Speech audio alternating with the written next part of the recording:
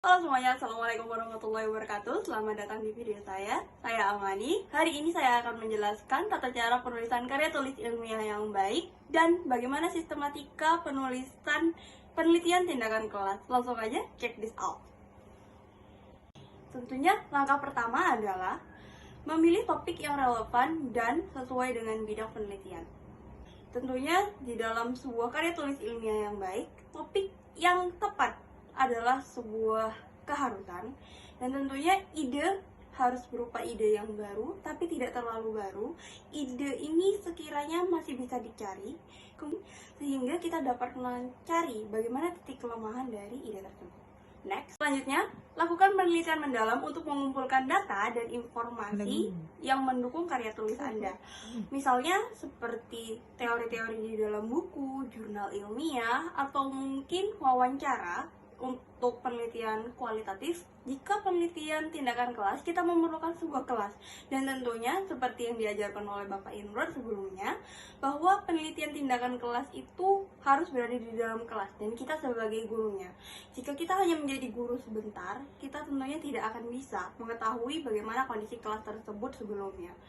Next, selama proses penelitian, catat informasi penting dan jangan lupa untuk mencatat sumbernya. Tentunya di sini, sebagai seorang peneliti, kita juga perlu mengetahui apakah sumber tersebut relevan atau tidak, kemudian apakah sumber ini masih bisa dipakai atau tidak. Misal, sumber ini sudah berasal dari tahun 1994. Tentunya kita tidak bisa menggunakan sumber tersebut dan kita harus beralih ke sumber lainnya. Next, selanjutnya, ayo menulis dengan pendahuluan yang memikat pembaca dan menjelaskan tujuan penelitian kita.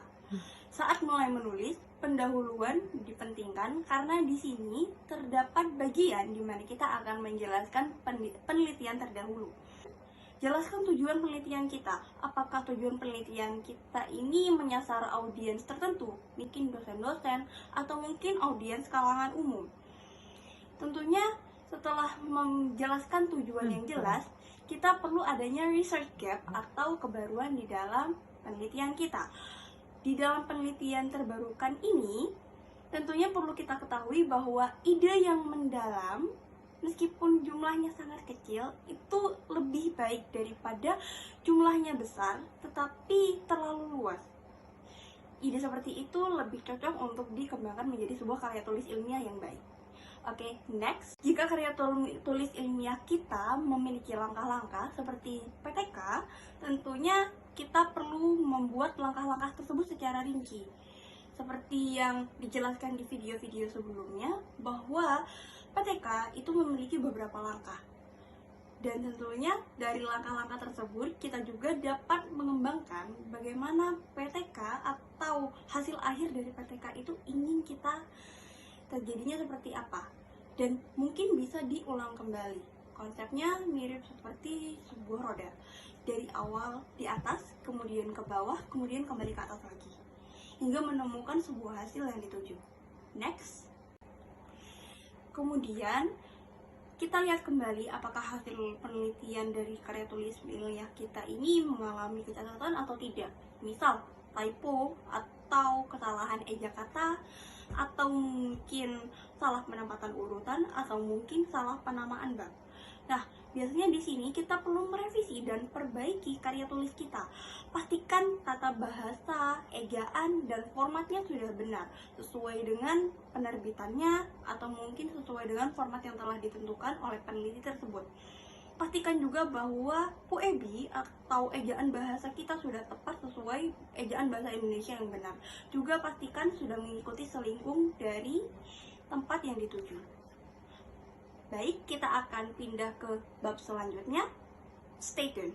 Oke, selanjutnya adalah proposal penelitian tindakan kelas.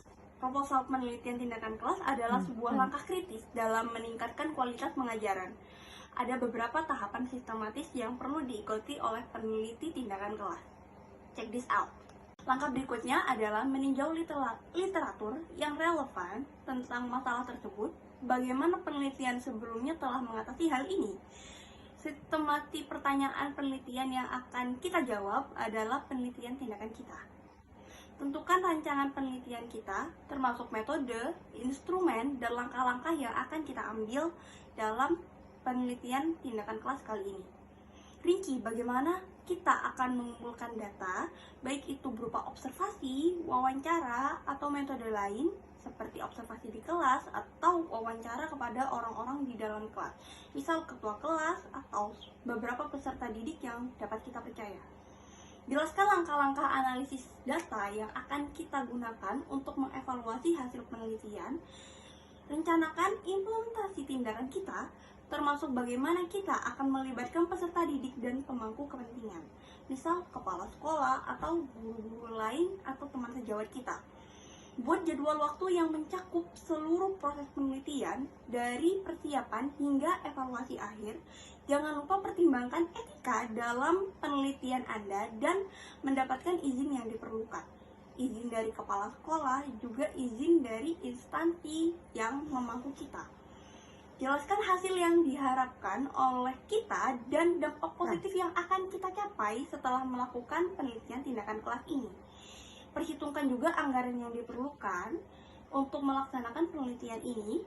Akhirnya, susun proposal penelitian kita, pastikan semuanya rapi, lengkap, dan sesuai dengan format yang ditentukan. Oke, sampai situ saja penelitian kita kali ini. Maksud saya video saya kali ini. Terima kasih sudah menonton. Jangan lupa untuk tekan tombol like dan subscribe channel Dr. Imran Fauzi.